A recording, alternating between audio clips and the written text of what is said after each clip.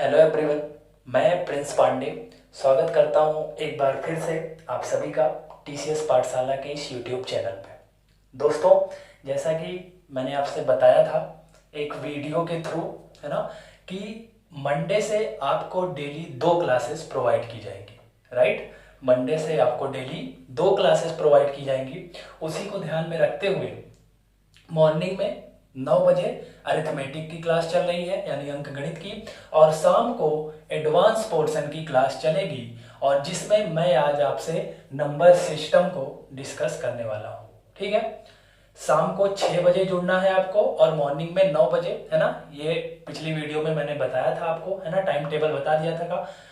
Daily का 2 schedule आपका होगा मैथ का। ठीक है, बाकी जो क्लासेस चल रही हैं उनको तो आपको देखना ही है। मैथ की 2 क्लासेस आपको डेली देखनी है, डेली आपको प्रोवाइड की जाएंगी। सुबह 9 बजे अंक गणित की क्लास, है ना, और शाम को 6 बजे एडवांस मैथ की क्लास। ठीक है, तो आज मैं एडवांस मैथ में आपसे नंबर सिस्टम यानी संख्या पद्धति को डिस्कस करने वाला हूं। ठीक है, संख्या पद्धति के बारे में अगर मैं थोड़ा सा बताऊं आपको, तो संख्या पद्धति एक बहुत बड़ा चैप्टर है ना, बहुत बड़ा चैप्टर है। काफी सारी चीजें हैं इसमें सीखने के लिए, है ना। तो हम लोग जितना इंपॉर्टेंट है, जितना एग्जाम ओरिएंटेड है, यानी जहां जहां से भी सवाल बनते हैं परीक्षाओं में, है ना, उन सब को हम लोग धीरे धीरे टॉपिक वाइज पूरा डिस्कस करेंगे। ठीक है, कुछ भी नहीं छोड़ूंगा। एग्जाम से रिलेटेड जितना भी है सारी चीजें यहाँ पे हम लोग कवर करेंगे। राइट, चलिए, तो नंबर सिस्टम को हम लोग यहाँ पर डिस्कस करते हैं और स्टार्ट करते हैं आज की क्लास। ठीक है, नंबर सिस्टम में इस जो चैप्टर है ना, आज जिस चैप्टर में क्या क्या चीजें हैं जो इंपॉर्टेंट है, एक बार उसको देख लेते हैं, उसके बाद क्लास को स्टार्ट कर देंगे। ठीक है, सबसे पहले देख लेते हैं कि इसमें जो मेनली जो चीजें हैं जो पढ़ने लायक है ना। तो जो मेन टॉपिक है उसको मैं यहाँ पे लिख दे रहा हूँ। बाकी कुछ चीजें और भी हैं जो लास्ट में आएंगी, है ना, तो उनको मैं यहाँ पे नहीं लिखने वाला हूँ। मोस्ट इंपॉर्टेंट जो परीक्षाओं में, मतलब जहां से सवाल बनना ही बनना है, उनको यहाँ पर मैं डिस्कस कर रहा हूँ। ठीक है, और उसी के अकॉर्डिंग हम लोग पढ़ेंगे भी, है ना, कि कौन सा टॉपिक पहले पढ़ेंगे, उसके बाद क्या पढ़ेंगे और उसके बाद क्या पढ़ेंगे, है ना। तो इस तरीके से टॉपिक वाइज देख लेते हैं सिस्टमेटिक वे में। ठीक है, तो नंबर सिस्टम में सबसे पहले हम लोग पढ़ेंगे नंबर्स के बारे में, है ना। तो अगर मैं इसका पहला टॉपिक नंबर 1 में नाम दूं तो इसको मैं बोलूंगा classification of numbers. Classification of numbers, right. सबसे पहले यही है, क्लासिफिकेशन का मतलब है वर्गीकरण। तो संख्याओं का वर्गीकरण, संख्याओं का वर्गीकरण, है ना।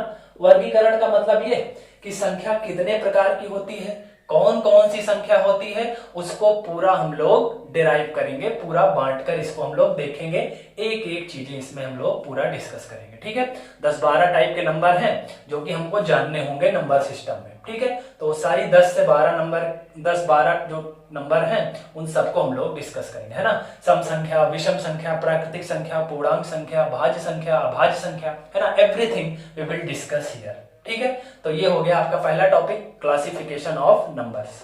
ओके, दूसरा टॉपिक है आपका जो हम लोग डिस्कस करेंगे, वो है विभाजन के नियम। विभाजन के नियम, राइट, जिसको बोलेंगे हम लोग डिविजिबिलिटी रूल। क्या बोलेंगे? Divisibility rule, right. विभाजन के नियम, इसमें क्या होता है, कैसे जानेंगे कि कौन सी संख्या किससे विभाजित होगी, ये सारा इसमें आएगा। ठीक है, डिविजिबिलिटी रूल में कोई संख्या 3 से कब कटती है, कोई संख्या 5 से कब कटती है, कोई संख्या 7 से कब कटती है, कोई संख्या 11 से कब कटती है, ये सारी चीजें हम लोग डिविजिबिलिटी रूल में डिस्कस करेंगे। राइट, चलिए, तो तीसरा टॉपिक हमारा इंपॉर्टेंट होगा, वो होगा इकाई अंक। मोस्ट इंपॉर्टेंट है इकाई अंक, जिसको बोलेंगे हम लोग यूनिट डिजिट, है ना, यूनिट डिजिट। ठीक है, इकाई अंक या लास्ट के 2 अंक भी कभी कभी पूछ लेता है ना, यूपीएसआई में लास्ट के 2 अंक पूछता है ना, तो उसको भी मैं इसी में डिस्कस करूंगा। ठीक है, लेकिन मेनली आपका टॉपिक है यूनिट डिजिट यानी इकाई अंक। राइट, चौथा टॉपिक है हमारा शून्यों की संख्या। शून्यों की संख्या यानी number of zeros, number of zeros. ठीक है, 5वां टाइप है इसमें इंपॉर्टेंट है आवर्त दशमलव, आवर्त दशमलव, राइट, जिसको बोलेंगे recurring decimal, recurring decimal, right. आवर्त दशमलव इंपॉर्टेंट टॉपिक है। आवर्त दशमलव को हम लोग क्या कहते हैं, बार वाले सवाल, है ना। बार वाले सवाल हर बार परीक्षा में आते हैं, बहुत अच्छे से इसको मैं पढ़ाऊंगा, इससे आपका पूरा क्लियर हो जाएगा, ठीक है। उसके बाद क्या आता है, छठा टॉपिक क्या है, नंबर ऑफ डिवाइजर, है ना, भाजकों की संख्या निकालना। ये भी इंपॉर्टेंट है, ये भी आजकल काफी ट्रेंडिंग में है, हमेशा आता है। नंबर ऑफ डिवाइजर, है ना, नंबर ऑफ डिवाइजर, टोटल कितने संख्याएं हैं जो इससे विभाजित होंगी। सम भाजकों की संख्या बताइए, विषम भाजकों की संख्या बताइए, कुल भाजकों की संख्या बताइए, है ना। तो ये हो जाएगा नंबर ऑफ डिवाइजर, यानी भाजकों की संख्या में। एक जो लास्ट होता है, जो सबसे इंपॉर्टेंट है, वो है आपका शेषफल प्रमेय। बहुत इंपॉर्टेंट टॉपिक है शेषफल प्रमेय, है ना। इंग्लिश में क्या बोलेंगे आप इसको, रिमाइंडर थ्योरम, रिमाइंडर थ्योरम, ठीक है। सबसे इंपॉर्टेंट है, शेषफल प्रमेय से भी हमेशा सवाल आता है, ठीक है। तो ये जो कुछ गिने चुने टॉपिक हैं, जो मेन इंपॉर्टेंट जिनको बोल सकते हैं, कि यहां से सवाल तो हमेशा आना ही आना है, ठीक है। तो फटाफट से इसका स्क्रीनशॉट ले लीजिए। इसमें सबसे ज्यादा इंपॉर्टेंट क्या है उसको देख लीजिए आप। सबसे पहले इकाई अंक मोस्ट इंपॉर्टेंट है, स्टार बना सकते हैं आप। शेषफल प्रमेय बहुत इंपॉर्टेंट है, ये दो चीजें हो गई। आवर्त दशमलव यानी बार वाले सवाल, ये भी बहुत आते हैं परीक्षा में, है ना। बाकी तो सवाल तो कहीं से भी आ सकता है, लेकिन ये जो तीन चीजें हैं ये बहुत इंपॉर्टेंट है, ठीक है। भाजकों की संख्या भी बहुत आता है, ठीक है। तो ये तीन चार टॉपिक हैं जिन पे आपको बहुत ज्यादा फोकस करना है। मैं आपको बहुत बेसिक से पूरा पढ़ाने वाला हूं, ठीक है ना। बहुत धीरे धीरे, बहुत अच्छे से, है ना, बिल्कुल बेसिक से। मैं मान के चल रहा हूं कि आपको कुछ नहीं आता है, बिल्कुल बेसिक से इसको पूरा डिस्कस करने वाला हूं मैं, ठीक है। चलिए, तो इसका स्क्रीनशॉट ले लीजिए फटाफट से अच्छे से। उसके बाद हम लोग सबसे पहले क्लासिफिकेशन ऑफ नंबर्स, यानी नंबर्स के बारे में जानेंगे कि नंबर होता क्या है, ठीक है। चलिए, इसका फटाफट से स्क्रीनशॉट ले लीजिए, तो बढ़ते हैं आगे।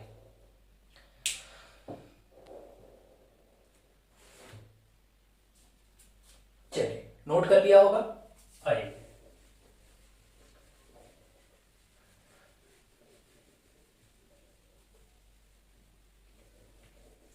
इसको भी हटा देते हैं।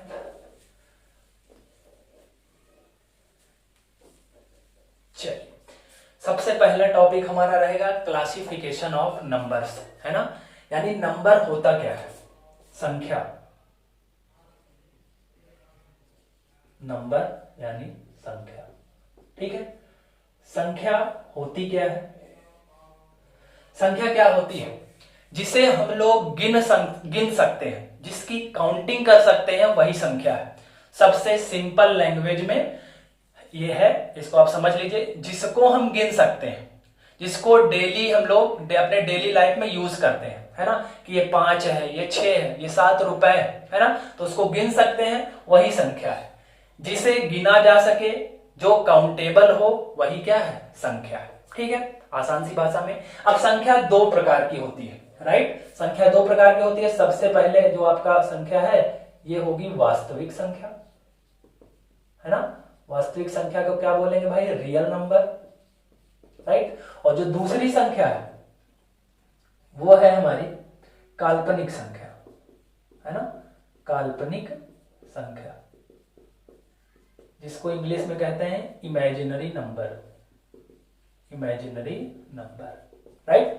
नंबर दो टाइप के हैं, एक रियल नंबर और एक इमेजिनरी नंबर। तो सबसे पहले तो आपको ये पता होना चाहिए कि ये जो इमेजिनरी नंबर है, ये हमारे सिलेबस से बाहर है, ये आउट ऑफ द बॉक्स है, आउट ऑफ द सिलेबस है, ये हमको पढ़ना ही नहीं है ना। हमको केवल वास्तविक संख्याओं के बारे में पढ़ना है, ठीक है। लेकिन फिर भी मैं आपको थोड़ा बहुत इसके बारे में बताऊंगा, लेकिन ध्यान रखिएगा ये आपके सिलेबस में नहीं है, ठीक है। आपके सिलेबस में केवल रियल नंबर है, रियल नंबर से जुड़े हुए जितने भी नंबर हैं वो सारे नंबर हमको पढ़ने हैं, ठीक है। इमेजिनरी नंबर होता क्या है, थोड़ा सा मैं आपको बता देता हूं।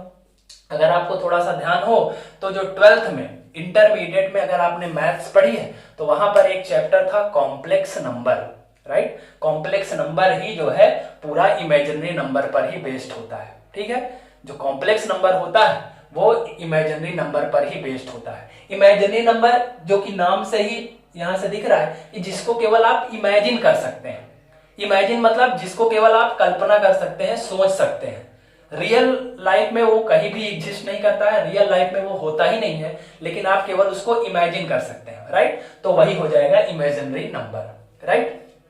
इमेजिनरी नंबर का मतलब क्या है, जैसे अंडर रूट के अंदर -5 कर दिया, अंडर रूट के अंदर -5 कर दिया, है ना। तो अंडर रूट के अंदर माइनस कभी हो ही नहीं सकता, क्योंकि अंडर रूट के अंदर हमेशा पॉजिटिव वैल्यू ही होती है रियल लाइफ में, है ना। लेकिन इमेजिनरी है नंबर है, हम लोग इमेजिनरी नंबर की बात कर रहे हैं, तो आप कुछ भी इमेजिन कर सकते हैं। तो ये सारी, है ना, रूट के अंदर कोई भी निगेटिव वैल्यू ले लोगे आप तो वो इमेजिनरी नंबर हो जाएगा, राइट। यहां पे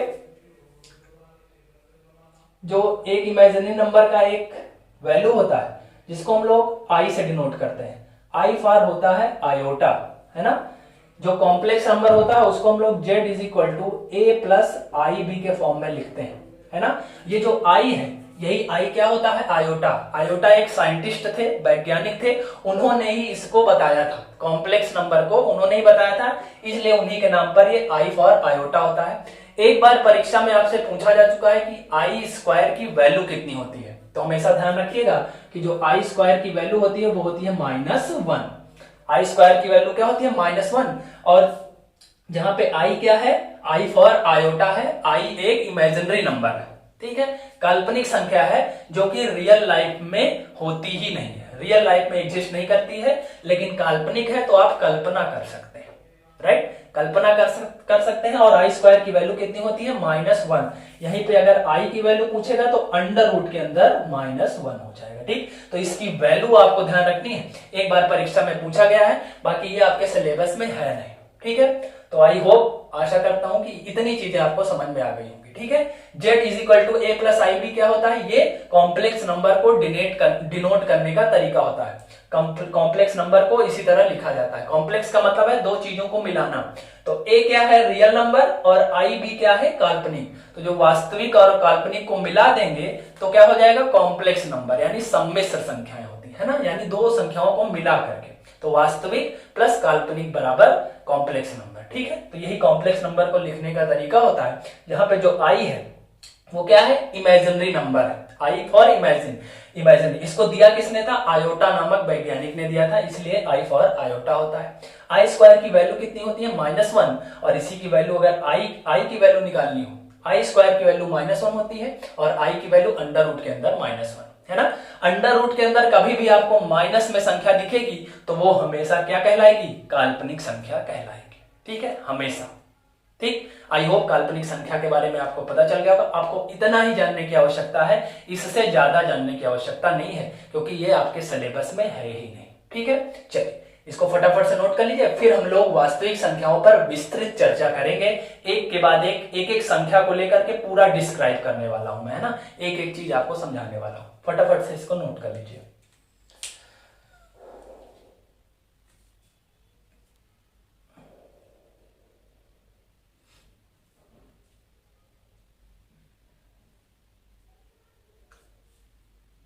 फटाफट से नोट कर लीजिए।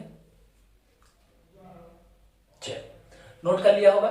आइए बढ़ते हैं अब हमारे जो सिलेबस में है, जो हमको मेनली पढ़ना है बहुत अच्छे से, वो है आपका वास्तविक संख्या या रियल नंबर, राइट।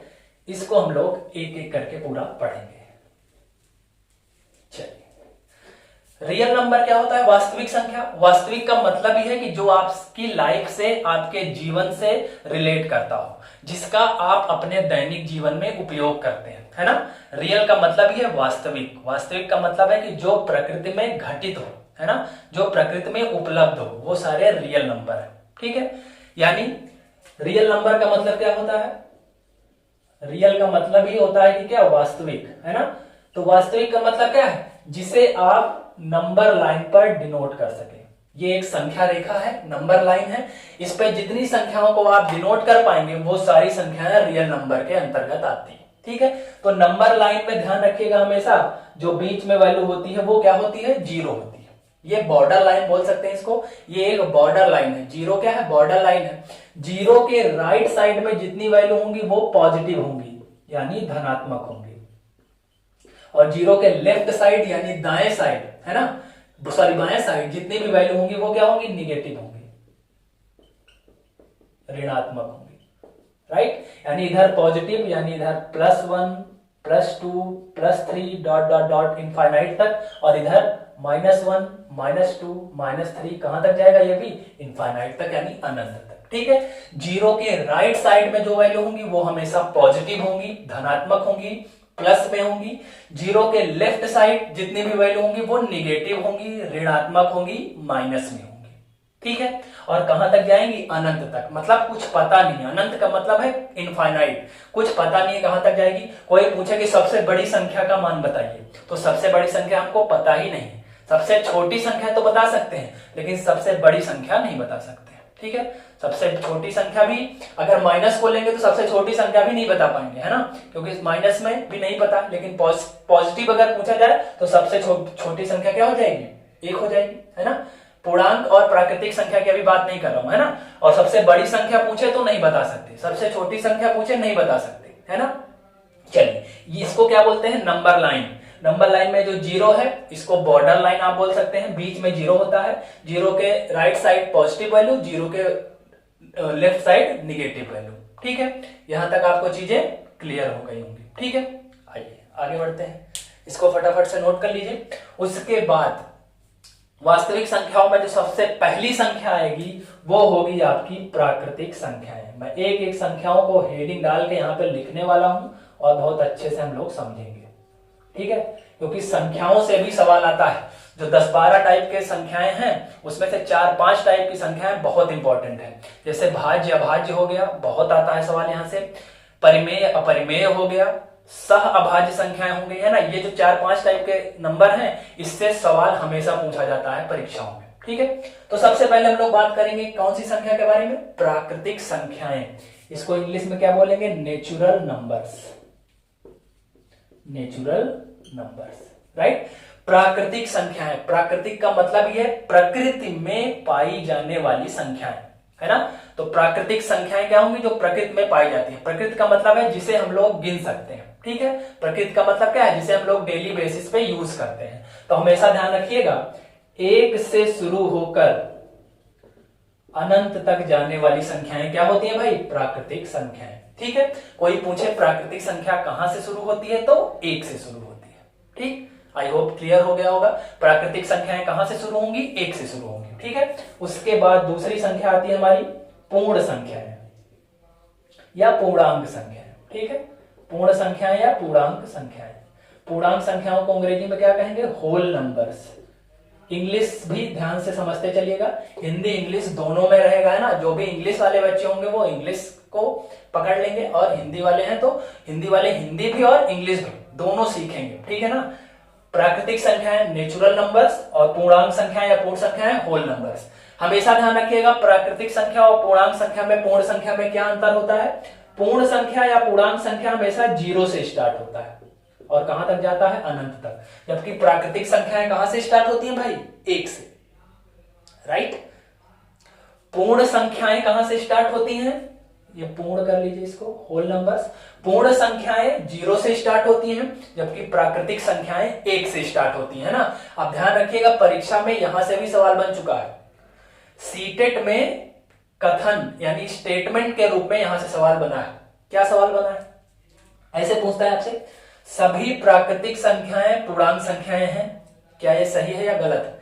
दूसरा स्टेटमेंट आएगा, सभी पूर्ण संख्याएं प्राकृतिक संख्याएं हैं, है ना। तो हमेशा ध्यान रखिए, अगर मैं इस 0 को छुपा लूं तो 1 2 3 यानी 1 से इनफाइनाइट तक कौन सी संख्याएं होती हैं, प्राकृतिक संख्याएं। तो यहां से आप कह सकते हैं कि सभी प्राकृतिक संख्याएं क्या हैं, पूर्ण संख्याएं हैं। सभी प्राकृतिक संख्याएं पूर्ण संख्याएं हैं, है ना। कि अगर कोई भी संख्या प्राकृतिक है तो वो पूर्ण में जरूर होगी, क्योंकि 0 अगर छोड़ दिया जाए तो 1 से इनफाइनाइट तक जो वैल्यू आ रही है वो सारी प्राकृतिक संख्या में भी आती है ना। तो यहां से एक स्टेटमेंट निकल के आ रहा है जो कि बहुत जबरदस्त स्टेटमेंट है और इंपॉर्टेंट है परीक्षा के लिए, ठीक है। सभी पूर्ण संख्याएं प्राकृतिक संख्याएं हैं, है ना। यहां से एक स्टेटमेंट निकल के आ रहा है कि सभी जो प्राकृतिक संख्याएं हैं वो पूर्ण संख्याएं हैं, है ना। यहां पर दिख रहा है, मैं लिख भी दे रहा हूं, है ना, कि सभी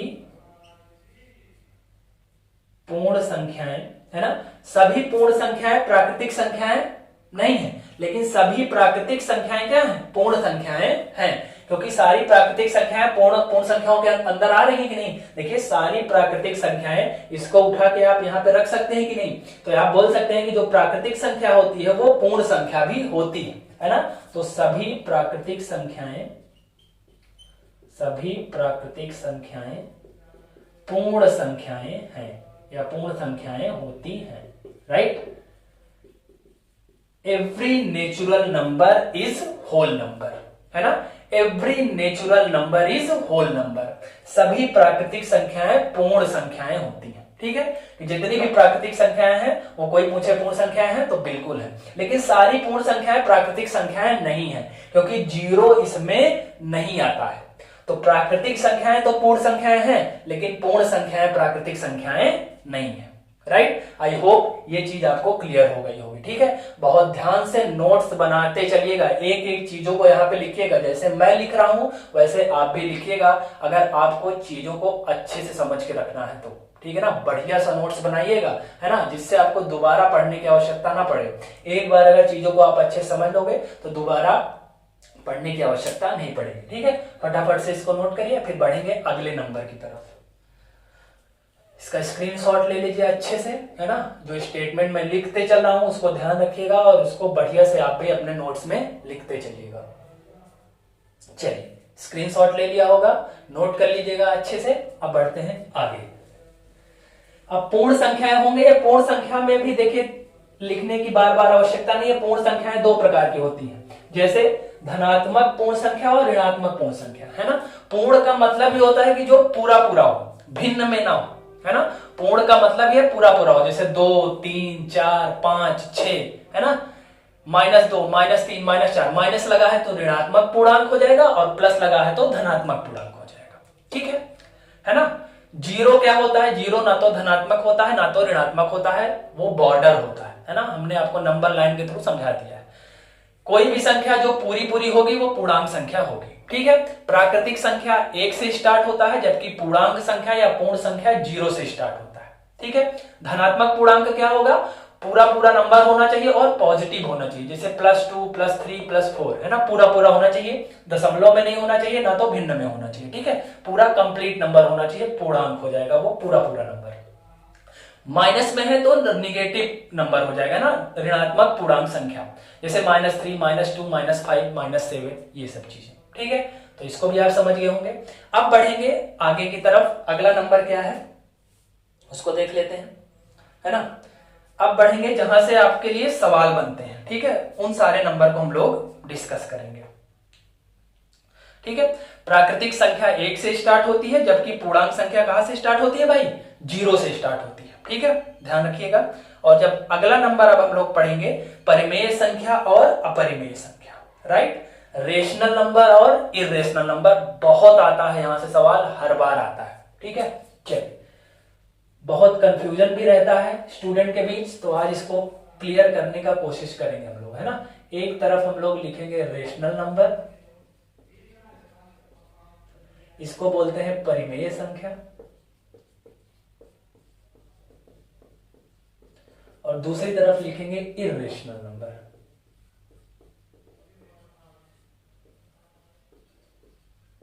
जिसको बोलेंगे अपरिमेय संख्या, राइट। ये सब रियल नंबर में ही आता है, वास्तविक संख्याओं में ही आता है, ठीक है। हमने सबसे पहले पढ़ा प्राकृतिक संख्या, पूर्णांक संख्या, है ना। अब हम लोग दो नंबर को और यहाँ पे डिस्कस करेंगे, परिमेय संख्या और अपरिमेय संख्या। परिमेय संख्या को बोलते हैं रेशनल नंबर और अपरिमेय संख्या को बोलते हैं इरेशनल नंबर, राइट। चलिए, परिमेय संख्या क्या होता है बहुत ध्यान से समझिएगा, ठीक। परिमेय संख्या वो सभी संख्याएं जिन्हें आप p/q के रूप में लिख सकते हैं। p/q का मतलब क्या होता है, भिन्न, है ना, जिन्हें आप भिन्न के रूप में लिख सकते हैं, है ना। वो सारी संख्याएं जिन्हें आप भिन्न के रूप में लिख सकते हैं, यानी p/q के रूप में लिख सकते हैं। भिन्न क्या होता है, अंश और हर से मिली संख्या या अंश और हर से बनी संख्या ही क्या होती है, भिन्न होती है। इसमें जो ऊपर लिखा होता है वो अंश होता है, न्यूमरेटर जिसको बोलते हैं, और जो नीचे लिखा होता है उसको हर कहते हैं, डिनोमिनेटर, है ना। तो ऊपर वाले को अंश और नीचे वाले को हर, और पूरा मिला देंगे तो क्या बन जाएगा, भिन्न, है ना। जो भिन्न के रूप में लिखा जा सके, लेकिन जो ये हर है आपका, क्यों, इसकी वैल्यू 0 नहीं होनी चाहिए। ठीक, भिन्न के रूप में तो आप लिखेंगे, लेकिन जो नीचे वैल्यू है वो 0 नहीं हो सकती, है ना। अगर 0 हो जाएगी तो फिर वो परिमेय संख्या नहीं होगा। ठीक, 0 नहीं होना चाहिए और p बाई क्यू के रूप में लिखा जा सके तो ऐसी सारी संख्याएं परिमेय संख्या के अंतर्गत आएंगी। जैसे आपसे कोई कह दे 1/2, 1/2 क्या परिमेय संख्या है? बिल्कुल परिमेय संख्या है, क्योंकि ये p बटा क्यू के रूप में लिखा गया है। और देखिए नीचे वाली वैल्यू 0 भी नहीं है ना, नीचे वाली वैल्यू 0 नहीं है, इसलिए ये एक परिमेय संख्या है। ठीक है, 1/2 हो गया, 2/3 हो गया, 3/5 हो गया, 7/6 हो गया, 8/3 हो गया। ये सारी संख्याएं परिमेय संख्याएं हैं। कोई पूछे परिमेय संख्याएं कितनी हैं, क्या इनकी कोई लिमिटेशन है, कोई नंबर कितने हैं, क्या कोई गिन सकता है? नहीं, अनगिनत यानी इनफाइनाइट अपरिमेय संख्याएं हैं, है ना, क्योंकि इनकी गिनती नहीं है। बहुत सारी संख्याएं हो सकती हैं, अनगिनत संख्याएं हो सकती है ना, तो अनंत अपरिमेय संख्याएं होती हैं। ठीक है, चलिए ये हो गया पहला एग्जांपल, हो गया पहले टाइप का, कि जिसे p बाई क्यू के रूप में लिखा जा सके, यानी भिन्न के रूप में लिखा जा सके, और जो जिसका हर यानी नीचे वाली वैल्यू 0 नहीं होनी चाहिए। ठीक, अब जो दूसरे टाइप का एग्जांपल है वो क्या होता है उसको समझिए। जो दूसरे टाइप का, हाँ सॉरी गाइस लाइट चली गई है, थोड़ा सा एडजस्ट करेंगे, है ना। दिख रहा है आपको? आई थिंक दिख रहा होगा, एक सेकंड। चलिए दोस्तों, लाइट जाने की वजह से थोड़ा सा इंटरप्शन हुआ, ठीक है, लेकिन अभी लाइट आ गई है ना, तो हम लोग अपनी क्लासेस को स्टार्ट करते हैं। ठीक है, हम लोग पढ़ रहे थे परिमेय संख्या और अपरिमेय संख्या, है ना। तो परिमेय संख्या के बारे में हमने आपको बताया कि जिसे आप p बाई क्यू के रूप में लिख सकते हैं, है ना, भिन्न के रूप में लिख सकते हैं, लेकिन उसका डिनोमिनेटर यानी हर 0 नहीं होना चाहिए। तो एक टाइप का एग्जांपल ये हमने लिया 1/2, 2/3, इस टाइप के नंबर, है ना, जो सीधे सीधे भिन्न के रूप में है और इनका हर जो है 0 नहीं है। तो ये सारी संख्याएं कैसी संख्याएं हैं? परिमेय संख्याएं, राइट। तो दूसरे टाइप का एग्जांपल होगा वो क्या होगा, जैसे कोई लिख दे 3, केवल 3, कोई और इसको पूछे कि क्या ये परिमेय संख्या है, तो बिल्कुल परिमेय संख्या है। क्यों? क्योंकि कोई भी संख्या अगर अकेले लिखी गई है तो उसके नीचे हम एक अपने आप लिख सकते हैं, एक अपने आप लिख सकते हैं, है ना। तो जितनी भी संख्याएं हैं इस टाइप की, वो सारी संख्याएं क्या होंगी? परिमेय संख्या होंगी। चाहे 3 लिख दीजिए, 4 लिख दीजिए, 5 लिख दीजिए, -3 लिख दीजिए, -4 लिख दीजिए, -2 लिख दीजिए, कुछ भी लिख दीजिए, उसके नीचे एक हम अपने से लगा सकते हैं और उसे परिमेय संख्या बना सकते हैं। क्योंकि जैसे ही एक लगाएंगे वो p बाई क्यू के रूप में हो जाएगा, और क्यों 0 नहीं होना चाहिए, तो बिल्कुल नीचे 1 आ रहा है तो वो 0 तो है नहीं, है ना, तो ये भी परिमेय संख्या के रूप में हो जाएगा, है ना। यानी जितने भी पूर्णांक हैं वो परिमेय संख्याएं होती हैं। ऐसे ऐसे आप सीधे बोल सकते हैं कि जितनी पूर्णांक संख्या है, पूर्णांक का मतलब आप पीछे समझ चुके हैं कि जो पूरे पूरे नंबर है, तो उनके नीचे हम एक लगा सकते हैं और उसे परिमेय संख्या बना सकते हैं, राइट। चलिए, 2 टाइप के एग्जांपल हो गए। जो तीसरे टाइप का एग्जांपल होता है वो क्या होता है उसको समझिए। जैसे ये लिख दिया जाए 0.77777 ऐसे डॉट डॉट डॉट लिख दिया जाए, है ना, तो इसे ही हम लोग जो दशमलव लगा है, आवर्त दशमलव भी इसे कहते हैं। क्या बोलते हैं? आवर्त दशमलव, रिकरिंग डेसिमल। नंबर सिस्टम में ये पूरा एक टॉपिक के रूप में है और यहाँ से परीक्षा में सवाल हमेशा आता है, तो इसको मैं टॉपिक में भी पूरा पढ़ाने वाला हूँ, ठीक है। तो ये कोई भी नंबर हो, अगर वो रिपीटिशन में है और डॉट डॉट डॉट में जा रहा है, तो कुछ नहीं करना, जो नंबर रिपीट हो रहा है उसको ऊपर लिखिए, नीचे 1 9 लिख दीजिए, और अगर ये p बाई क्यू के रूप में लिख गया तो ये भी क्या बन जाएगा भाई? परिमेय संख्या बन जाएगा। ये कैसे आया 7/9?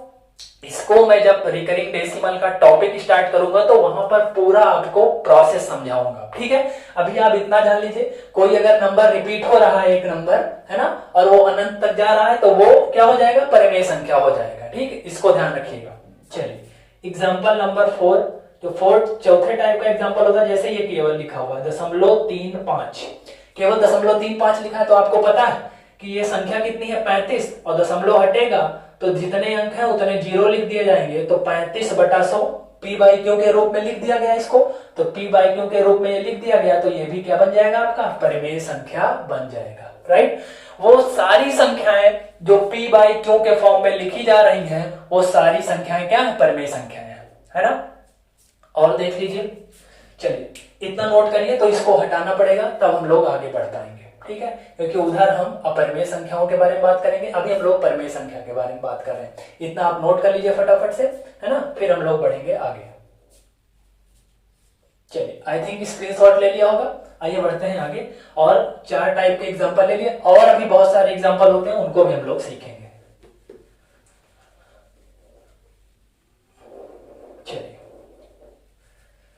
जो 5वां टाइप का एग्जांपल होता है उसको ध्यान समझिए।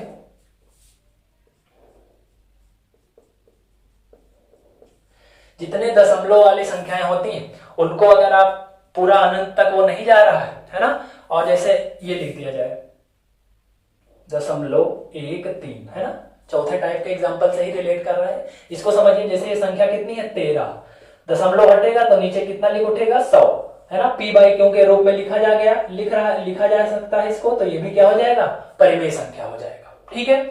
अब देखिए इसके बाद जो एग्जांपल आता है,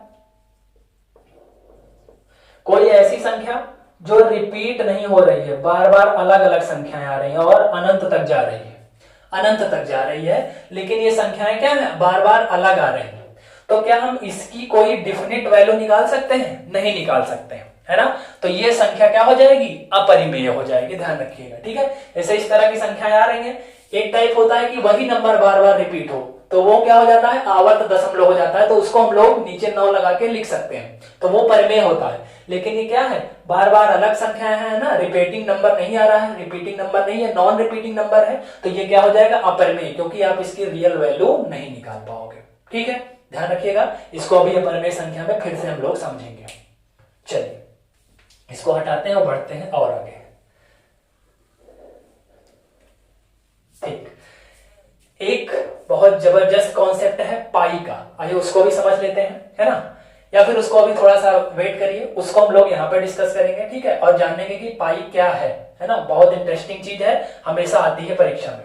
आप देखिए, जैसे एक परीक्षा में सवाल आया था, एक क्वेश्चन है, जैसे ये पूछ लिया जाए कि 3 रूट 16, ये सवाल यूपीएसआई में आ चुका है ना, वहीं से मैंने इसको लिया है।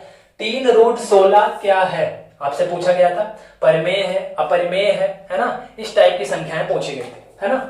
तो 3 रूट 16 के बारे में क्या बोल सकते हैं कि 3 तो है ये, और 16 का वर्गमूल कितना होता है भाई, 4, 16 का वर्गमूल क्या है 4, तो 4 3 क्या हो जाएगा भाई, 12 हो जाएगा, और 12 को मैं 12/1 लिख सकता हूं, तो 12 क्या है, एक परिमेय संख्या है, यानी ये क्या है, एक रेशनल नंबर है, ध्यान रखिएगा। इस टाइप के भी सवाल आते हैं।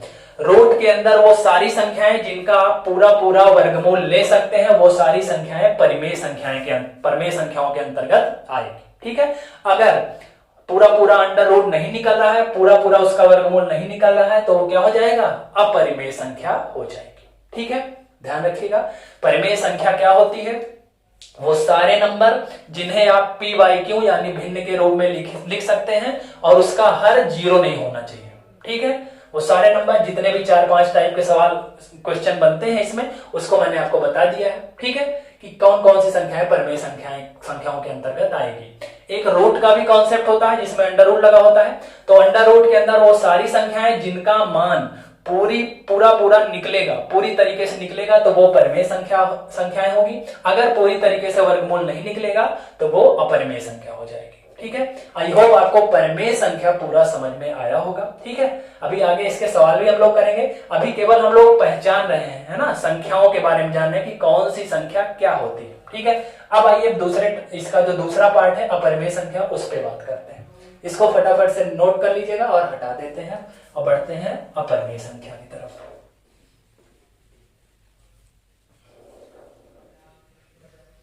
चलिए अब बात करते हैं ये अपरिमेय संख्या यानी इर्रेशनल नंबर,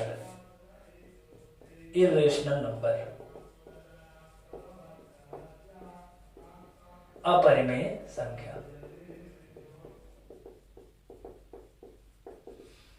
जब P बाई क्यू के रूप में लिखा जा सके तो वो परिमेय होता है, जब P बाई क्यू के रूप में ना लिखा जा सके p/q के रूप में ना लिखा जा सके तो वो सारी संख्याएं क्या हो जाएंगी भाई, अपरिमेय संख्या यानी इर्रेशनल नंबर हो जाएगा।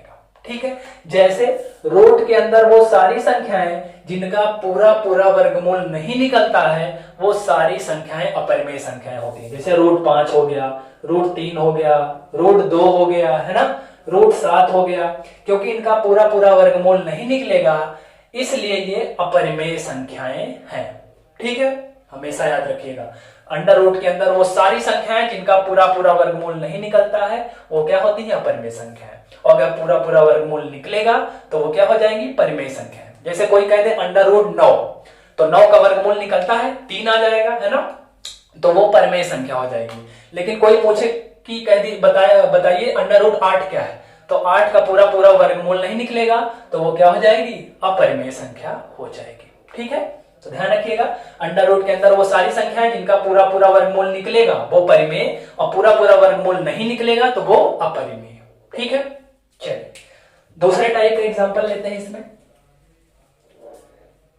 अभी हमने लिख दिया था ये जो नॉन रिपीटिंग नंबर है, जैसे कोई दशमलव में संख्या है, भाग देने पे इस तरह की संख्या आ रही है और ये डॉट डॉट जा रहा है यानी पूरा पूरा कट नहीं रहा है, आगे भाग चला जा रहा है, तो ये सारी संख्याएं भी क्या होंगी, अपरिमेय संख्याएं, क्योंकि इसे हम p/q के रूप में नहीं लिख सकते। अगर एक ही नंबर बार बार रिपीट होता तो उसको बटा 9 करके लिख सकते हैं तो वो परिमेय हो जाता, लेकिन ये सारे नंबर अलग अलग आ रहे हैं और कहां तक जाएगा ये भी हमको नहीं पता है, तो ये भी क्या हो जाएगा, अपरिमेय संख्या हो जाएगा। ठीक है, इसको भी ध्यान रखिएगा। अब अगला जो कि मोस्ट इंपॉर्टेंट होता है पाई का कॉन्सेप्ट, उसको समझ लेते हैं। हम लोग देखिए जब से मैथ पढ़ना शुरू किए तो हम लोग पाई की वैल्यू क्या मानते हैं भाई, 22/7 मानते हैं, और इसी को अगर दशमलव में देखा जाए तो 3.14 मान लेते हैं। ठीक है, ये पाई की वैल्यू ही होती है, पाई की वैल्यू ही भिन्न में होती है 22/7। अब इसी 7 को 22 को 7 से भाग कर देंगे तो लगभग आ जाती है वैल्यू 3.14। सवाल ये है कि ये पाई क्या है, मैं अभी 22/7 और 3.14 की बात नहीं कर रहा हूं, मैं केवल पाई की बात कर रहा हूं। पाई क्या है, पाई रेशनल है या इर्रेशनल है, तो हमेशा ध्यान रखिएगा कि जो पाई होता है वो क्या होता है, अपरिमेय होता है, इर्रेशनल होता है। राइट, पाई क्या होता है, इर्रेशनल होता है, इर्रेशनल होता है। राइट, केवल पाई से जुड़ा हुआ कोई भी नंबर दिया जाए अगर उसमें पाई लगा है तो वो अपरिमेय है। जैसे 2π/3 कह दिया जाए, 3π/5 कह दिया जाए, 3π/4 कह दिया जाए, कोई भी नंबर हो अगर उसमें पाई लगा है तो वो सीधे सीधे क्या हो जाएगा, तुरंत अपरिमेय। क्यों हो जा रहा है, क्योंकि पाई का मान जो हमने 22/7 3.14 लेते हैं ये इसकी एग्जैक्ट वैल्यू नहीं है, ये लगभग में वैल्यू होती है ना। 22 को आप 7 से भाग करेंगे तो पूरा पूरा 3.14 नहीं आता है, पूरा पूरा कटेगा ही नहीं, भाग चला जाएगा। तो यहाँ पे ये कह सकते हैं कि ये इसकी पूरी पूरी वैल्यू नहीं है, लगभग में वैल्यू होती है, अप्रोक्सीमेट वैल्यू होती है ना। तो जब तक अप्रोक्सीमेट वैल्यू आएगी तब तक आप उसको p/q के रूप में नहीं लिख सकते हैं, इसलिए पाई क्या होता है, अपरिमेय। लेकिन अगर कोई अलग से पूछे कि भाई 22/7 बताइए, 22/7 बताइए, ये नहीं कह रहा है कि ये पाई वाला 22/7 है, या कोई कह दे कि 3.14 को बताइए, तो ये सब क्या है भाई, परिमेय है, परिमेय है ना, क्योंकि 22/7 p/q के फॉर्म में है। 3.14 को दशमलव हटा के हम p/q के रूप में लिख सकते हैं, क्या लिख देंगे इसको, 314/100 p/q के रूप में आ गया, तो ये क्या बन जाएगा, परिमेय बन जाएगा। लेकिन अगर बात करेंगे पाई की तो पाई एक अपरिमेय संख्या है, पाई के साथ अगर कोई भी नंबर जुड़ेगा तो वो अपने आप अपरिमेय हो जाएगा, हमेशा ध्यान रखिएगा। ठीक है ना, पाई के साथ कोई भी नंबर जुड़ा रहे, चाहे वो प्लस में हो, चाहे माइनस में हो, चाहे गुणा में हो, तो वो हमेशा क्या हो जाएगा, अपरिमेय, क्योंकि पाई को परिभाषित नहीं किया गया है। ठीक है, 22/7 3.14 अपने में सेपरेट वे में अलग अलग दोनों परिमेय संख्याएं हैं, लेकिन कोई पूछे पाई क्या है तो पाई एक अपरिमेय संख्या है, ध्यान रखिएगा। ठीक है ना, हमेशा आता है सवाल स्टेटमेंट के रूप में कि कौन सा सही है कौन सा गलत है, तो ध्यान रखिएगा परिमेय अपरिमेय से बहुत सवाल बनता है। ठीक है, आई होप आपको परिमेय और अपरिमेय बहुत अच्छे से समझ में आया होगा। ठीक है, अब इसके बाद हम लोग आगे बात करेंगे भाज्य और अभाज्य की, वो भी बहुत इंपॉर्टेंट है। ठीक है, तो उसको भी बहुत ध्यान से समझिएगा। चलिए इसको फटाफट नोट कर लिए, है ना। स्क्रीनशॉट ले लिया होगा, है ना। आगे बढ़ते हैं प्राइम नंबर और कंपोजिट नंबर की तरफ। चलिए एक एक नंबर को बहुत ध्यान से समझिएगा, जिसमें से जो 4-5 नंबर हैं वो तो बहुत इंपॉर्टेंट है। जैसे हमने परमेय परमेय पढ़ा भी, अब हम लोग पढ़ने जा रहे हैं भाज्य और अभाज्य। इसी के आगे एक और बनता है सअभाज्य, है ना। तो ये सब परीक्षा में हमेशा बनते हैं, ठीक है। चलिए अब आइए ध्यान ले इसको देख लेते हैं ध्यान से। भाज्य संख्या क्या होती है, कंपोजिट नंबर, और अभाज्य संख्या, अभाज्य संख्या यानी प्राइम नंबर, प्राइम नंबर, ठीक है। चलिए भाज्य भाज्य से भी हमेशा सवाल आता है, खास करके टीचर्स लाइन, टीचिंग लाइन में जितने भी एग्जाम होते हैं, चाहे टेट हो, सीटेट हो, सुपर टेट हो, यहाँ पे भाज्य और अभाज्य से हमेशा सवाल आता है, हर बार आता है, ठीक है। चलिए सबसे पहले मैं अभाज्य आपको बता देता हूं, अभाज्य क्या होता है। अभाज्य, अभाज्य का मतलब यह है जो कि विभाजित ना हो। भाज्य मतलब जो भाज्य हो जाए, यानी जो जो डिवाइड हो जाए। अभाज्य मतलब जो डिवाइड ना हो। अभाज्य का मतलब ये जो जिससे भाग ना दिया जा सके, है ना, तो जो विभाजित ना हो। तो अभाज्य संख्या क्या होगी, ऐसी संख्याएं जिनके केवल 2 फैक्टर हो, जिनके केवल 2 फैक्टर हो। फैक्टर का मतलब क्या होता है भाई, गुणनखंड, राइट। जिनके केवल 2 गुणनखंड हो।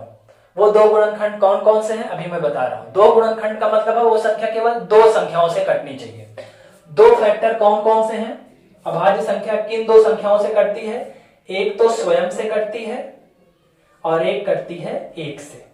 ऐसी सभी संख्याएं जो स्वयं से कटे और 1 से कटे, तो वो सारी संख्याएं किस कैटेगरी में जाएंगी, प्राइम नंबर की कैटेगरी में जाएंगी, जिन्हें हम लोग हिंदी में क्या बोलेंगे, अभाज्य संख्या बोलेंगे, राइट, ठीक है। अभाज्य संख्या क्या होती है, जिसके केवल 2 गुणनखंड हो। कौन कौन से 2 गुणनखंड, एक तो होगा 1 और एक होगा वो स्वयं संख्या, ठीक है। जैसे एग्जांपल समझिए, जैसे लिख दिया जाए 2, 3, 5, 7, 11, 13, 17, 19 डॉट डॉट डॉट, ऐसे बहुत सारे नंबर हो सकते हैं। तो आइए समझते हैं 2 को। 2 1 से कटता है और स्वयं से कटता है। ध्यान रखिएगा, स्वयं से तो सारी संख्याएं कटती हैं, है ना। स्वयं से और 1 से तो सारी संख्याएं कटती हैं। और कोई भी संख्या अगर स्वयं से और 1 से कट रही है तो वो क्या हो जाएगी, अभाज्य संख्या हो जाएगी। लेकिन स्वयं से भी कट रही है, 1 से भी कट रही है और किसी और संख्या से कट रही है, तो वो क्या हो जाएगा, कंपोजिट नंबर हो जाएगा, भाज्य संख्या हो जाएगी, ठीक है। भाज्य और अभाज्य में यही अंतर है। जो अभाज्य संख्या होती है वो केवल 1 से और स्वयं से कटती है, जबकि भाज्य संख्याएं क्या होती हैं, 1 से भी कटती हैं, स्वयं से भी कटती हैं और किसी अन्य संख्या से भी कटती है, ठीक है। चलिए तो ये हो गया अभाज्य। भाज्य में भी मैं लिख दे रहा हूं, जिसके 2 से अधिक गुणनखंड हो, 2 से अधिक फैक्टर हो, वो क्या हो जाएगी, भाज्य संख्या हो जाएगी। जैसे कह दिया जाए 4, 6, 8, 9, 10, 12, इस टाइप के जो नंबर हैं वो क्या हो जाएंगे, भाज्य संख्या होगी। जैसे 4 1 से भी कटता है, 4 स्वयं यानी 4 से भी कटता है, खुद से भी कटता है, और 4 2 से भी कटता है, 2 दूना 4, है ना। यानी 4 1 क्या है, भाज्य संख्या है, राइट। तो जिसके 2 से ज्यादा गुणनखंड हो, यानी जो वो सारी संख्याएं जो 2 संख्याओं से ज्यादा से कटती हैं, है ना, 1 से, स्वयं से और किसी अन्य संख्या से भी कटे, तो वो क्या होता है, भाज्य संख्या, है ना। यानी जिसके कम से कम 3 गुणनखंड हो। 2 से अधिक होने का मतलब क्या है, कम से कम 3 होने चाहिए। 3 से ज्यादा हो सकता है लेकिन 3 से कम नहीं होगा। 3 से कम होगा तो वो क्या बन जाएगा, अभाज्य बन जाएगा, ठीक है। चलिए जिसके केवल 2 गुणनखंड होंगे वो अभाज्य, और 2 से ज्यादा यानी कम से कम 3 गुणनखंड हैं तो वो क्या हो जाएगा, कंपोजिट नंबर हो जाएगा, यानी भाज्य संख्या हो जाएगी, ठीक है। अब देखिए इसमें बहुत सारे सवाल बनते हैं। जो सबसे पहले ये 2 लिखा हुआ है ना, ये सबसे पहले 2 है, इसको अच्छे से कर लीजिए। क्या है ये है सबसे छोटी अभाज्य संख्या, सबसे छोटी अभाज्य संख्या, है ना। स्मॉलेस्ट प्राइम नंबर क्या है, 2 है। हमेशा टेट में आता है ये सवाल, हमेशा सबसे छोटी अभाज्य संख्या कौन सी है भाई? तो 2 है। ठीक, अब इसी को थोड़ा और अगर मैं एक्सप्लेन करूं तो 2 और क्या, इसको और क्या कह सकते हैं? यहां पे दिख रहा है आपको, है ना? इसको और क्या कह सकते हैं? सबसे छोटी सम अभाज्य संख्या भी यही है ना? सबसे छोटी सम अभाज्य संख्या। सम का मतलब क्या होता है? जो 2 से कट जाता है, आगे बताऊंगा अभी। सबसे छोटी सम अभाज्य संख्या बोलिए या सबसे छोटी अभाज्य संख्या बोलिए, क्या है भाई? 2 है। 2 ही एक ऐसी संख्या है जो सम भी है और अभाज्य भी है। बाकी 2 को अगर छोड़ दिया जाए तो जितनी संख्याएं हैं वो सारी संख्याएं क्या है? अभाज्य हैं और विषम है। अभाज्य हैं और विषम है। लेकिन 2 एक ऐसी संख्या है जो अभाज्य भी है और सम भी है ना? तो ध्यान रखिएगा कि सबसे छोटी और इकलौती सम अभाज्य संख्या कौन सी है? तो कौन सी संख्या है भाई? 2 है। ठीक है, ध्यान रखिएगा बहुत अच्छे से। 4 क्या है? 4 को अगर मैं समझूं तो क्या है भाई? सबसे छोटी भाज्य संख्या है ना? सबसे छोटी क्या है भाई? भाज्य संख्या है। कोई पूछे सबसे छोटी भाज्य संख्या कौन सी है? तो 4 है। ठीक, भाज्य संख्या क्या होती है? जिसके कम से कम 3 गुणनखंड हो, यानी वो संख्या कम से कम 3 संख्याओं से कटनी चाहिए। किससे किससे? 1 से, स्वयं से और किसी अन्य संख्या से भी। 3 से ज्यादा कट सकती है लेकिन 3 से कम नहीं होना चाहिए। 3 से कम होगा तो अभाज्य बन जाएगा। कम से कम मिनिमम उसके 3 फैक्टर होने चाहिए तो वो भाज्य होगी। और ऐसी सबसे छोटी संख्या जिसके मिनिमम 3 फैक्टर है वो कौन सी संख्या है? 4 है। ठीक है, क्लियर है? सबसे छोटी भाज्य संख्या कौन सी है? 4 है। अब देखिए ये 9 क्या है? 9 को ध्यान से समझिएगा, ये सारे अपने आप में सवाल हैं, ध्यान रखिएगा। सबसे छोटी विषम भाज्य संख्या, सबसे छोटी विषम भाज्य संख्या यानी स्मॉलेस्ट ऑड कंपोजिट नंबर। सबसे छोटी भी होनी चाहिए, भाज्य भी होनी चाहिए और विषम भी होनी चाहिए। तो 4, 6, 8 तो भाई भाज्य तो है लेकिन ये विषम नहीं है, ये तो सम है क्योंकि ये 2 से कट जा रहा है। लेकिन 9 एक ऐसी संख्या है, सबसे पहले मिलेगी आपको 9, जो विषम भी है और भाज्य भी है। तो कोई पूछे सबसे छोटी विषम भाज्य संख्या बताइए तो वो कौन सी संख्या हो जाएगी? 9 हो जाएगी। ठीक, ये अपने आप में सारे सवाल हैं, ध्यान रखिएगा। इन सब को आप स्टार बना करके लाइन वन लाइनर में लिखते चलिएगा। ठीक है ना? आगे परीक्षाओं में ये सारे सवाल बनने हैं, ध्यान रखिएगा। सबसे छोटी विषम भाज्य संख्या कौन सी है? 9। ठीक, सबसे छोटी भाज्य संख्या कौन सी है? 4। सबसे छोटी अभाज्य संख्या कौन सी है? 2। सबसे छोटी या इकलौती सम अभाज्य संख्या कौन सी है? 2। ठीक है, इन सारे चीजों को आप अच्छे से नोट करेंगे। ठीक है, फटाफट से नोट कर लीजिए, स्क्रीनशॉट ले लीजिए, बढ़िया से नोट्स में अपने लिख लीजिएगा, है ना? तो हम लोग बढ़ेंगे आगे। चलिए, आई होप आपको भाज्य और अभाज्य समझ में आ गया होगा। इसके बाद मैं इसको हटाऊंगा और बात करूंगा एक पर कि एक क्या है, भाज्य है या अभाज्य है। ठीक है, उसको बताऊंगा। उसके बाद हम लोग आगे नंबर पे बढ़ेंगे सम और विषम पे। ठीक है, चलिए, आई होप आपने इसको नोट कर लिया होगा। आइए बढ़ते हैं आगे।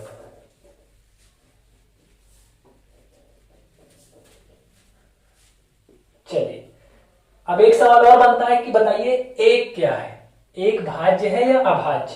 तो भाज्य और अभाज्य की आपको अब परिभाषा पता चल रही है। जिसके केवल 2 गुणनखंड है वो अभाज्य है और जिसके 2 से ज्यादा गुणनखंड है वो भाज्य है। ठीक है, अगर मैं बात करूं एक की, तो एक ना तो भाज्य है और ना ही अभाज्य है। इसको ध्यान रखिएगा। ठीक है, इसको भी अपने स्टार बना के नीचे पॉइंट में लिखते चलिएगा। एक ना तो भाज्य है ना ही अभाज्य है। क्यों भाई? क्योंकि एक का केवल एक ही गुणनखंड है और वो स्वयं संख्या है ना? वो स्वयं संख्या है ना? इसलिए ना तो इसको भाज्य की कैटेगरी में रखते हैं ना ही अभाज्य की, है ना? भाज्य अभाज्य की कैटेगरी में होने के लिए कम से कम 2 फैक्टर होने आवश्यक हैं, तभी भाज्य अभाज्य का पता चलेगा, है ना? लेकिन इसके पास एक ही फैक्टर है स्वयं, यानी वही संख्या, तो इसलिए एक को ना तो भाज्य में रखते हैं ना ही अभाज्य में रखते हैं। इसको ध्यान रखिएगा। ठीक है, एक ना तो भाज्य है और ना ही अभाज्य है। ठीक है, इसको ध्यान रखिएगा, फटाफट नोट कर लीजिए। इसके बाद इसमें एक टॉपिक और है, सह अभाज्य संख्याएं, उसको भी मैं बता देता हूं। ठीक है, को प्राइम नंबर ठीक है, वो भी सवाल आता है परीक्षा में। परीक्षा में ऐसे सवाल आ जाते हैं कि निम्न में से बताइए कौन सी भाज्य है, कौन सी अभाज्य है। अभाज्य संख्या को ही रूढ़ संख्या भी कहते हैं, ध्यान रखिएगा, बताना भूल गया मैं, वहां पे बताना चाहिए था मुझे। अभाज्य संख्या यानी प्राइम नंबर को ही रूढ़ संख्याएं भी कहते हैं। अच्छे से नोट कर लीजिए, जहां नोट्स बनाएंगे आप अभाज्य संख्या के साइड में लिख लीजिएगा ब्रैकेट में रूढ़ संख्याएं, ठीक है। चलिए अब आइए सह अभाज्य संख्याएं बता देते हैं। सह अभाज्य संख्याएं, सह का मतलब है साथ साथ, है ना। साथ का मतलब है कि अकेले कोई संख्या नहीं होगी, कम से कम दो संख्याएं होनी चाहिए। इसको अंग्रेजी में कहते हैं को प्राइम नंबर्स, को प्राइम नंबर्स, राइट। तो हमेशा ध्यान रखिएगा कि ऐसी संख्याएं जिनमें कुछ भी कॉमन ना हो, है ना।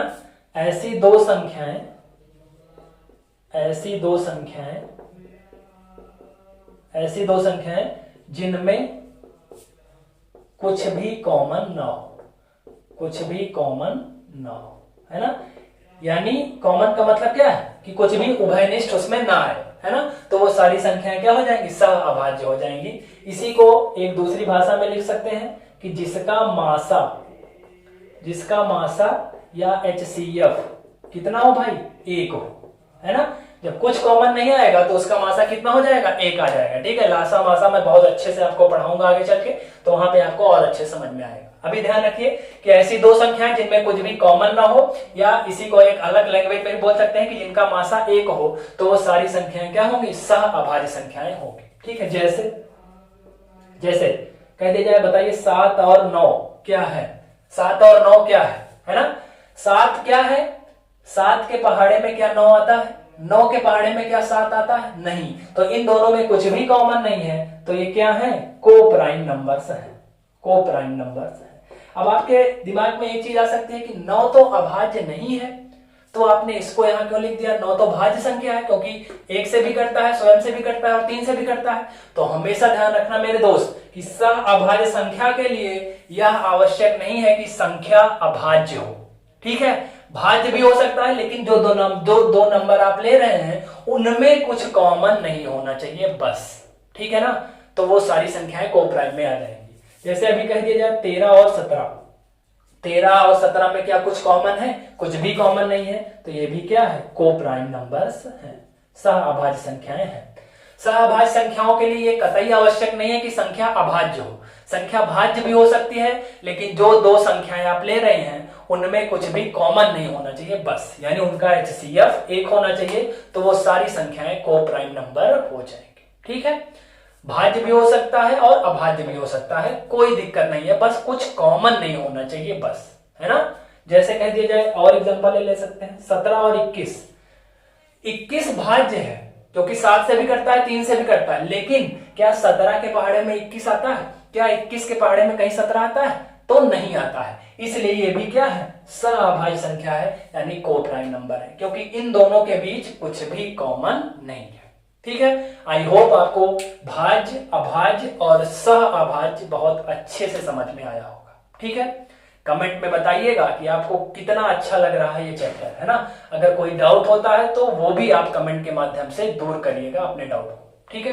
चलिए इसको हटाते हैं, फटाफट से स्क्रीनशॉट ले लीजिए, उसके बाद मैं आपको बता देता हूं सम विषम क्या होता है, ठीक है। आसान है सम विषम, ठीक। मेन इसमें यही था, आपको रेशनल इरेशनल समझाना, यानी परमेय अपरमेय, और भाज्य अभाज्य और सहभाज्य, ये 5 परिभाषाएं बहुत इंपॉर्टेंट है जो कि हमेशा परीक्षा में बनती हैं सवाल के रूप में, ठीक है। अब आइए देख लेते हैं सम संख्या और विषम संख्या क्या होता है।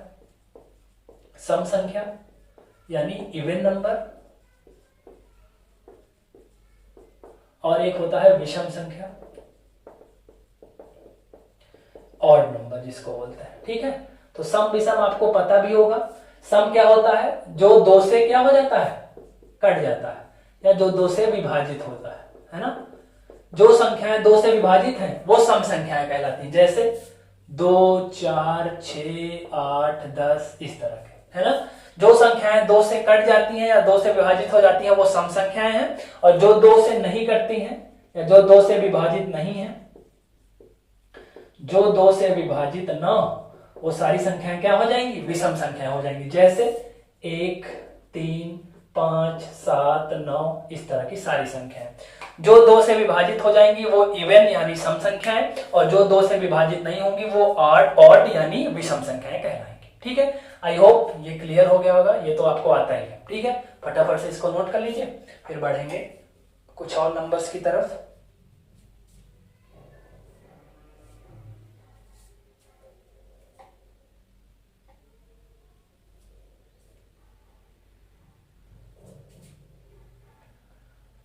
चलिए फटाफट से इसको नोट कर लीजिए। तो कुछ और नंबर मैं आपको बता देता हूं। ठीक है, चलिए अब ये थोड़ा सा इसका रिवीजन कर लेते हैं कि हमने क्या क्या पढ़ा है ना। हमने मोस्टली नंबर को पढ़ लिया है। ठीक है, हमने क्या बताया आपको, प्राकृतिक संख्याएं। प्राकृतिक संख्याएं क्या होती हैं, हमेशा 1 से स्टार्ट होती हैं, 1 से लेकर अनंत तक। उसके बाद पूर्ण संख्याएं, पूर्ण संख्याएं हमेशा 0 से स्टार्ट होती हैं और अनंत तक जाती हैं। प्राकृतिक और पूर्ण में यही अंतर है, प्राकृतिक संख्या 1 से शुरू होती है जबकि पूर्ण संख्याएं 0 से शुरू होती है। ठीक है, उसके बाद हमने आपको क्या बताया, परिमेय और अपरिमेय। परिमेय क्या होता है, जिसे आप p बाई क्यू यानी भिन्न के रूप में लिख सकते हैं, लेकिन हर यानी क्यू 0 नहीं होना चाहिए। और अगर p बाई क्यू के रूप में नहीं लिख सकते हैं तो वो अपरिमेय हो जाता है। ठीक है, ये बात हो गई। उसके बाद हमने आपको बताया भाज्य, अभाज्य और सहअभाज्य। भाज्य क्या होता है, जिसके कम से कम 3 फैक्टर हो। अभाज्य क्या होता है, जिसके केवल 2 फैक्टर हो, एक तो स्वयं संख्या हो और एक, है ना, 2 फैक्टर होने चाहिए, एक और वो स्वयं संख्या, तो वो अभाज्य। अगर 2 से ज्यादा फैक्टर है तो वो भाज्य हो जाएगा। सहअभाज्य क्या होता है, ऐसी 2 संख्याएं जिनमें कुछ भी कॉमन ना हो, यानी जिनका मासा यानी HCF 1 हो, तो वो सारी संख्याएं सहअभाज्य संख्याएं होती हैं। सहअभाज्य संख्या होने के लिए जरूरी नहीं है कि संख्या अभाज्य हो, संख्या भाज्य भी हो सकती है, लेकिन बस केवल कंडीशन ये है कि जो 2 संख्याएं आप ले रहे हैं उनके बीच कुछ भी कॉमन नहीं होना चाहिए। राइट, चलिए उसके बाद हमने पढ़ा सम विषम। सम क्या होता है, जो 2 से कट जाता है वो सम, और जो 2 से नहीं कटता है वो विषम। ठीक है, चलिए तो मोस्टली जो नंबर आपको पढ़ने हैं वो सारे मैंने आपको बता दिए हैं। ठीक है, वास्तविक भी बता दिया, अवास्तविक यानी इमेजिनरी भी बता दिया है ना, परिमेय अपरिमेय भी हो गया, सम विषम हो गया, भाज्य अभाज्य हो गया। ठीक है, तो नंबर्स के बारे में अब कहानी यहां पर हो चुकी है समाप्त। ठीक है, अब अगला वीडियो यानी कल के वीडियो में हम लोग सबसे पहले पढ़ेंगे, सबसे पहले मैं आपको पढ़ाऊंगा रिकरिंग डेसिमल, है ना। रिकरिंग डेसिमल यानी जिसे हम बार वाले सवाल भी कहते हैं, जैसे परीक्षा में आ जाता है कि 0.7 और ऊपर लगा दिया बार, इसका मान बताइए।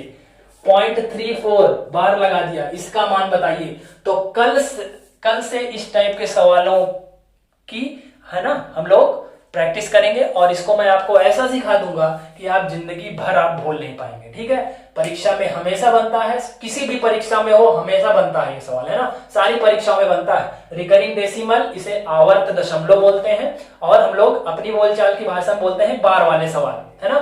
बार वाले सवाल हम लोग कल डिस्कस करेंगे कल की वीडियो में। ठीक है, चलिए तो नंबर सिस्टम का ये जो पहला लेक्चर था ये आपको कैसा लगा इस वीडियो में, है ना। इस जो पहला वीडियो था इसमें हमने क्या क्या सीखा, नंबर्स के बारे में सीखा है भाई, है ना। कितने टाइप के नंबर होते हैं, कौन सी नंबर क्या होते हैं, इनकी क्या क्वालिटी है, कैसे पहचानते हैं, तो ये सारा हमने इस वीडियो में डिस्कस किया है। ठीक है, वीडियो कैसा लगा इसको कमेंट के माध्यम से जरूर बताइएगा, है ना। अगर वीडियो अच्छा लगेगा तो जरूर इसको लाइक कर दीजिएगा, शेयर कर दीजिएगा अपने दोस्तों में, है ना, और चैनल को सब्सक्राइब करिएगा। कमेंट के माध्यम से बताइएगा, है ना, कि आपको वीडियो कैसा लगा, है ना। अगर अच्छा लगेगा तो जरूर कमेंट करिएगा, जिससे हमको मोटिवेशन मिले और मैं और चीजों को और अच्छा कर पाऊं। ठीक है, चलिए तो मिलते हैं कल की वीडियो में। कल का टॉपिक रहेगा रिकरिंग डेसिमल यानी आवर्त दशमलव। ठीक है, बहुत धीरे से पूरा बेसिक से हम लोग कवर कर रहे हैं ना, एक एक चीजें मैं आपको सिखा रहा हूं, है ना। तो अगर चीजें अच्छी लगेंगी, है ना, तो सपोर्ट जो है जरूर दीजिएगा। ठीक है, चलिए मिलते हैं कल की वीडियो में। तब तक अपना ख्याल रखिएगा, अपने परिवार वालों का ख्याल रखिएगा, है ना, घर परिवार का ख्याल रखिए, और अपने आसपास सफाई स्वच्छता जरूर बनाए रखिएगा। ठीक है, मिलते हैं अगली वीडियो में, तब तक के लिए थैंक यू सो मच।